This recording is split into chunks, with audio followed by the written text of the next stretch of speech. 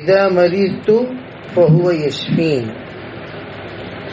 اس سے پہلے دو باتیں حضرت ابراہیم نے عرض کی۔ پہلی بات یوں کہی کہ دیکھو اے لوگو، جس ذات کی میں عبادت کر رہا ہوں وہ ذات ہے جو مجھے پیدا بھی کی اور اسی نے میری رہبری بھی فرمائی۔ خلقنی فہو یہدین، اس نے مجھے پیدا بھی کیا، یعنی مجھے پیدا کرنے والا وہی ہے، اور مجھے صحیح راستہ بتانے والا بھی وہی ہے۔ پتہ چلا اصل رہبری اللہ کی ہے، اسی لیے ہم اللہ تعالیٰ سے اہدنا الصراط المستقیم مانگتے ہیں۔ ایاک نعبد و ایاک نستعین اہدنا الصراط المستقیم، یا اللہ ہم تیری ہی عبادت کرتے ہیں، تو ہی ہمیں صحیح راستہ بتا۔ تو صحیح راستہ بتانے والی ذات تو اللہ کی ہے، ورنہ مخلوق کو اللہ اگر صحیح راستہ نہیں بتائے گا تو کون بتائے گا؟ اسی لیے اللہ کے رسول علیہ الصلوۃ والسلام نے ہمیشہ بندے کو اللہ سے صحیح راستہ مانگنے کو کہا۔ لا صلاۃ لمن لم یقرأ بفاتحۃ الکتاب، نماز کی تکمیل کے لیے سورہ فاتحہ کی تلاوت ضروری ہے، اور سورہ فاتحہ میں کیا ہے؟ اللہ تعالیٰ سے ہدایت کی دعا ہے۔ تو اللہ سے جب بندہ ہدایت کی دعا مانگتا ہے تو اس کا مطلب یہ ہے کہ اللہ تو مجھے منزل تک پہنچا۔ ہدایت دو طرح کے ہیں، ہدایت ایصال المطلوب، اراءۃ الطریق۔ ایک ہے راستہ بتانا، انبیاء تشریف لائے راستہ بتانے کے لیے۔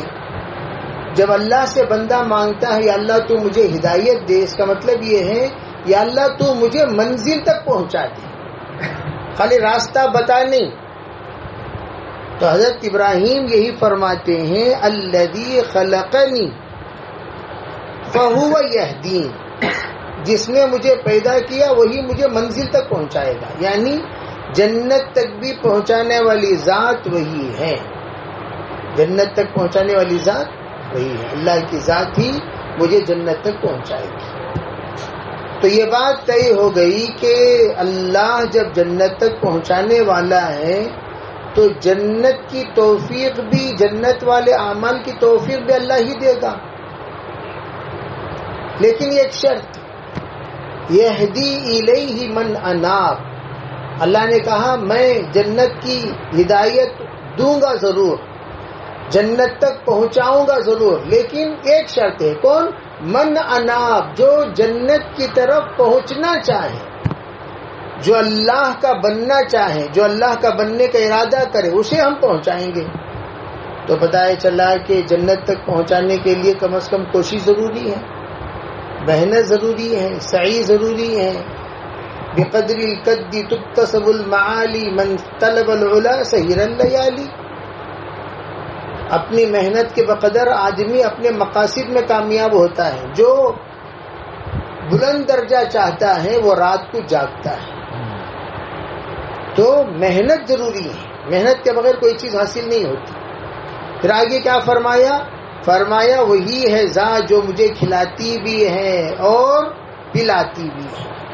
آگے جو جملہ جو ہم سب کے لیے اس وقت حالات حاضرہ کے اعتبار سے بہت ضروری ہے وہ یہ وَإِذَا مَرِضْتُ فَهُوَ يَشْفِينِ، وَإِذَا مَرِضْتُ، جب میں بیمار ہو جاتا ہوں، فَهُوَ يَشْفِينِ، وہی مجھے شفا دیتا ہے، وہی مجھے شفا دیتا ہے۔ اب علماء یہ فرماتے ہیں اس کا کیا مطلب؟ وہی مجھے شفا دیتا ہے، اس کا کیا مطلب؟ حضرت تھانوی نے فرمایا جب بھی کوئی بیمار تم سے کہے حضرت دعا پڑھیں، حضرت دم کریں، اس وقت اللہ کی طرف سے کچھ آیتیں تمہارے ذہنوں میں ڈالی جائیں گی۔ اگر تم واقعتاً اس بندے کے لیے دعا کرنا چاہو، دم کرنا چاہو، پڑھنا چاہو، تو کچھ آیتیں تمہارے دماغوں میں آئیں گی، وہی آیتیں اس بندے کے لیے شفا ہیں۔ تو فوراً وہ آیتیں پڑھو اور دم کر دو۔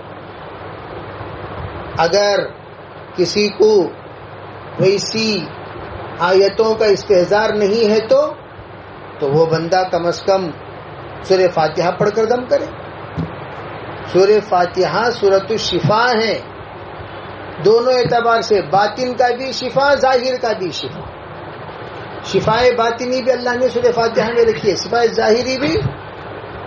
تو وَإِذَا مَرِضْتُ، جب میں بیمار ہو جاتا ہوں تو اللہ کی ذات مجھے شفا دیتی ہے. کیا مطلب؟ اسباب شفا مہیا کرتی ہے. دیکھو بیمار ہونے کے بعد عجیب بات حضرت تھانوی فرماتے ہیں، صحیح حکیم کے پاس جانا بھی یہ من جانب اللہ ہوتا ہے. صحیح ڈاکٹر کے پاس جانا یہ من جانب اللہ ہوتا ہے. صحیح علاج کہاں ہے اس کی تشخیص کرتے ہوئے وہاں تک پہنچنا یہ من جانب اللہ ہوتا ہے. بہت سارے لوگ ہیں جو بیمار مبتلا ہونے کے بعد در بدر پھرتے رہتے ہیں. علماء فرماتے ہیں یہ جو در بدر پھرتے ہیں تو اس کا مطلب یہ ہے کہ فہو یشفین کا بھی فیصلہ نہیں ہوا. فہو یشفین کا بھی فیصلہ نہیں ہوا، اب وہ پھرتے رہتا ہے. کب تک؟ جب تک کہ فہو یشفین کا وقت نہ آ جائے. فہو یشفین کا، وہ مجھے شفا دیتا ہے، اللہ کے طرف سے شفا دینے کا فیصلہ. اس لیے پانے باڑی میں ایک ہاسپٹل کھول دیے، یشفین. ہاسپٹل کا نام کیا؟ یشفین. کیا مطلب؟ کہیں ادھر ادھر جاؤ مت، سیدھا یہاں آؤ، ادھر ادھر جاؤ مت. تو جب انہوں نے سنا ہے بھائی یشفین جو ہے یہ جب تک فیصلہ نہیں ہوتا اللہ کی طرف سے وہ در بدر پھرتا رہے گا، یشفین کا جب فیصلہ ہوگا تو وہ منزل تک پہنچ جائے. تو انہوں نے نام کیا رکھ دیا؟ منزل کا نام. تو علماء کہتے ہیں یہ یشفین کا مطلب یہ نہیں بے اللہ شفا دے گا ضرور، لیکن بعض لوگوں کے لیے بیماری رحمت بن کر آتی ہے، بعض لوگوں کے لیے زحمت. علماء فرماتے ہیں عجباً لامر المؤمن فإن امر كله له خیر. ایمان والے کے لیے بڑے عجیب بات ہے، اس کا دونوں معاملہ میں خیر ہی خیر ہے. خیر کے معاملے میں بھی خیر، شر کے معاملے میں بھی. اگر اسے خوشی کے حالات آتے ہیں اور وہ شکر ادا کرتا ہے وہ بھی اس کے لیے خیر. اگر اس پر غم کے حالات آئیں وہ صبر کرتا ہے وہ بھی اس کے لیے خیر. وَإِنْ أَصَابَتْهُ سَرًّا فَشَكَرَ فَكَانَ خَيْرٌ لَهُ وَإِنْ أَصَابَتْهُ ضَرًّا فَصَبَرَ فَكَانَ خَيْرٌ لَهُ. تو کرنا کیا چاہیے کہ بندے کو بیماری کو مصیبت نہیں سمجھنا چاہیے. ایمان والا بیماری کو اپنے لیے رحمت سمجھے. بیماری مصیبت نہیں ہے، بیماری رحمت ہے. علماء فرماتے ہیں بیماری سبب شہادت ہے. کیا ہے بھائی؟ ارے بھائی سمجھ رہے نہیں کیا ہے بیماری؟ سبب شہادت. کیوں؟ من مات مریضا فهو شہید. حدیث پاک میں ہے جو مریض ہو، بیمار ہو کر انتقال ہو، وہ شہادت کا درجہ پایا. شہادت کے درجے پانے والوں کی ایک لمبی فہرست ہے.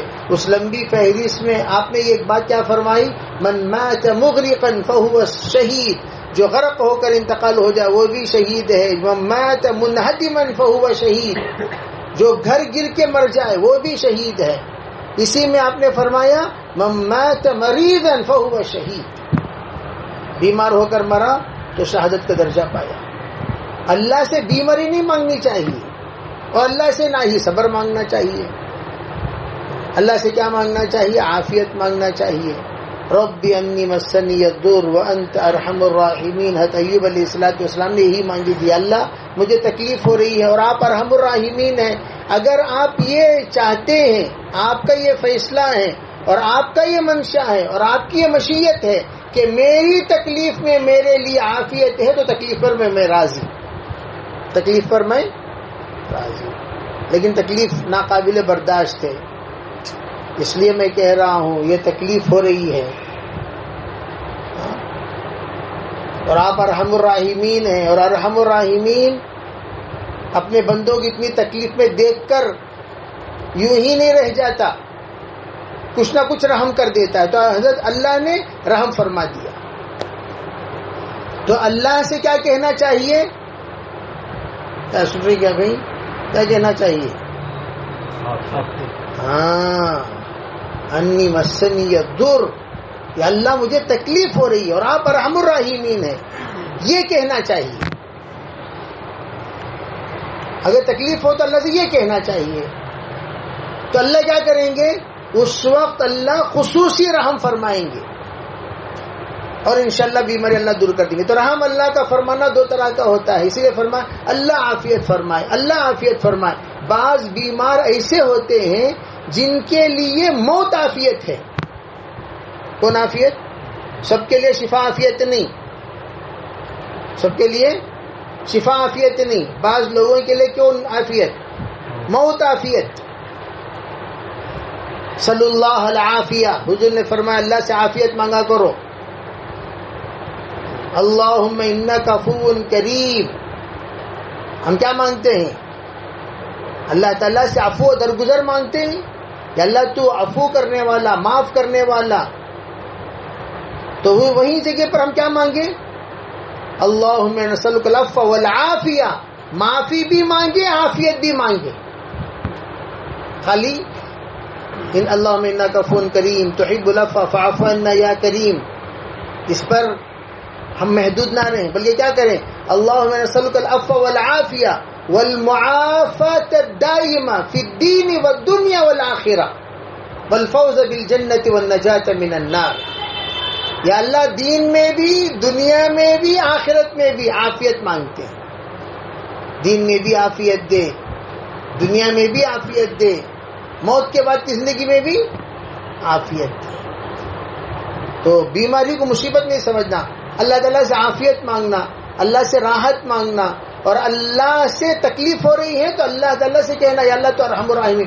اللہ کے رحمان اور رحیم ہونے کو کثرت سے بولو تکلیف کے وقت میں، اللہ کو رحم آ جائے گا.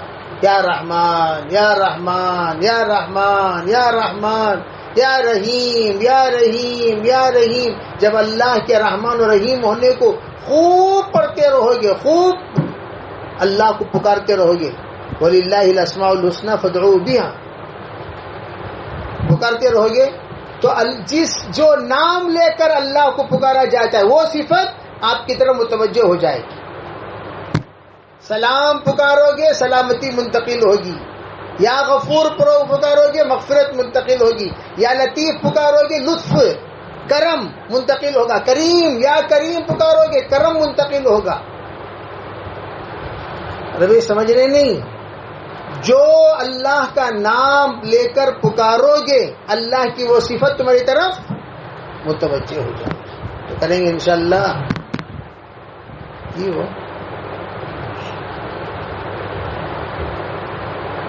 کریں گے کہ ابھی انشاءاللہ کیا بولو؟ ارے سب سے اہم بات ہے، اس بات کو سمجھو. رزق میں تکلیف ہے، کیا پکارنا؟ یا رزاق. کیا پکارنا؟ ہدایت نہیں مل رہی ہے، کیا پکارنا؟ یا ہادی.